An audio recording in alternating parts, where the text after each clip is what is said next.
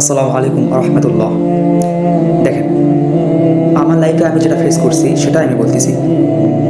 যখন আপনি দাওয়াতি কাজ করবেন বা মানুষের মাঝে আপনি ইসলাম প্রচার করবেন বা দাওয়াতি কাজ করবেন, মানুষকে হিদায়তের পথে যখন আহ্বান করবেন, তখন আপনার লাইফে বাধা আসবেই।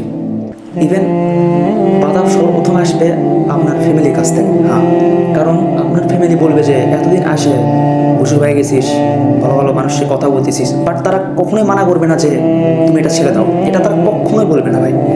তো আপনি লাইফে যেটাই করেন, আপনার সর্বপ্রথম বাধা আসবে ফ্যামিলির কাছ থেকে। আপনার ফ্যামিলি আপনাকে বলবে অনেক কথা শুনবে, বাট আই ডোন্ট কেয়ার। তো সর্বপ্রথম আপনার বাধা আসবে আপনার ফ্যামিলির কাছ থেকে, তারপর সমাজের মানুষের কাছ থেকে।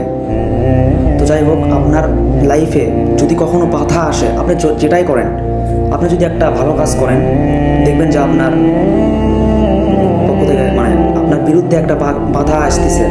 সো আপনার বিরুদ্ধে যখন বাধা আসবে, তখন আপনি এইগুলো এড়িয়ে যাওয়ার চেষ্টা করবেন। যখন আপনি এড়িয়ে যাওয়ার চেষ্টা করবেন, তখন আপনি সাকসেস হবেন। তো তখন আপনি সাকসেস হবেন। কখন আপনি সাকসেস হবেন? যখন আপনি আপনার লাইফে যখন বাধা আসবে, তখন আপনি যখন অতিক্রম করে যাবেন সামনের দিকে, তখন আপনি সাকসেস হবেন। সো আপনার লাইফে যাই হোক, বাধা আসুক, যেটা যাই কিছু হয়ে যাক আপনার লাইফে, তো আপনাকে থেমে চললে হবে না। তো আপনার লাইফে যাই হোক, আপনি থেমে যেন না, আপনি সামনের দিকে এগিয়ে যান, তাহলে আপনি সাকসেস হবেন।